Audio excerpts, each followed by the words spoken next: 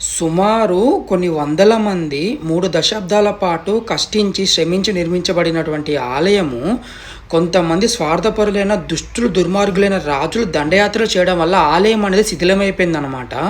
అసలు మనం వాళ్ళని ఏమనాలి? ఎలా తిట్టాలి? అదే ఆ జనరేషన్‌లో గనక ఉండుంటే గనక వేరే ఉండేది.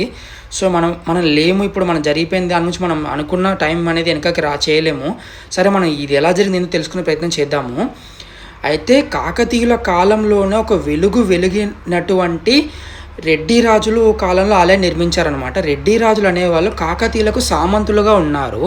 సో, అందులో ఒకలైన రేచర్ల కాటిరెడ్డి ఆలయం నిర్మించాడు అని చెప్పేసి చరిత్ర ఉందనమాట. ఎవరి రేచర్ల కాటిరెడ్డి అంటే, రెండవ ప్రోలరాజైన కాకతీయులలో అతని దగ్గర సైన్యాధికారిగా పనిచేసిన వాడే కామిరెడ్డి. కామిరెడ్డికి ముగ్గురు సంతానం అన్నమాట. ఆ కామిరెడ్డి ముగ్గురు సంతానంలోనే రేచర్ల నామిరెడ్డి వచ్చేసేమో మనకి సూర్యాపేటలో పిల్లలమర్రిలో మహాదేవ నామేశ్వర ఆలయం నిర్మించాడు. రేచర్ల బేతిరెడ్డి మాత్రము తన భార్య అయిన ఎరకసాని పేరు మీద ఎరకేశ్వర స్వామి ఆలయం నిర్మించాడు. అది కూడా పిల్లలమర్రిలో ఉంటుంది. సో, మనకి కాటిరెడ్డి అనేవాడు మనకి నాగులపాడు అనే గ్రామంలోని ఈ ఆలయాన్ని నిర్మించాడనమాట. సో, ఆలయం అనేది కూడా మొత్తం ధ్వంసమైపోయిందనమాట. ఇప్పుడున్న కాలంలో మనం ఎంత టెక్నాలజీని వాడినా కానీ ఒక రాతి విగ్రహాన్ని తయారు చేయాలంటే సుమారు కొంత టైం అనేది, అంటే కొన్ని రోజుల టైం అనేది పడుతుంది. అలాంటిది మొత్తము రాతి కట్టడమే. ఆలయం కూడా నక్షత్ర ఆకారంలో అనేది ఉంటుందన్నమాట. అసలు అలా రాతిని ఎలా సేకరించారో, ఆ టైంలో ఇంత ఘనంగా మిషనరీస్ లేవు, అవి ఎంత శ్రమపడి ఉంటారో. ఇప్పుడు ఆ శ్రమ అనేది మన జనరేషన్కి చాలా వరకు తెలియాలి కదా.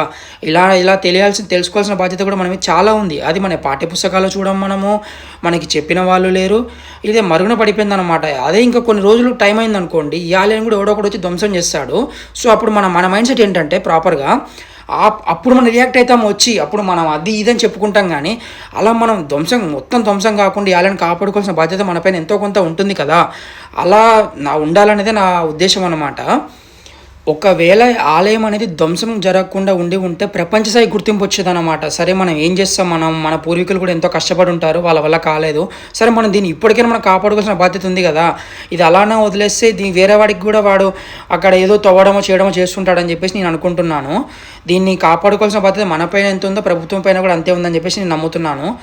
సరే, ఈ ఆలయం ఎక్కడుందో మనం అనుకుంటే మనకి సూర్యాపేట జిల్లాలోని పెన్పహాడ్ మండలంలోని నాగులపాడు అనే గ్రామంలో ఉంటుందన్నమాట ఈ ఆలయము మిర్యాలవాడ నుంచి 26 కిలోమీటర్ల దూరంలో ఉంటుంది. సూర్యాపేట నుంచి మాత్రం జస్ట్ ఒక 25 మినిట్స్లో మనం వెళ్ళొచ్చు. కాకపోతే ఆలయానికి వెళ్ళే రోడ్డు మార్గం అంతగా బాగోదు. ఇలాంటి మరిన్ని వీడియోల కోసం మన ఛానల్ సబ్స్క్రైబ్ చేసుకోవడం మాత్రం మర్చిపోకండి. నేను మీ ఆకాష్ నేచర్ ట్రావెలర్.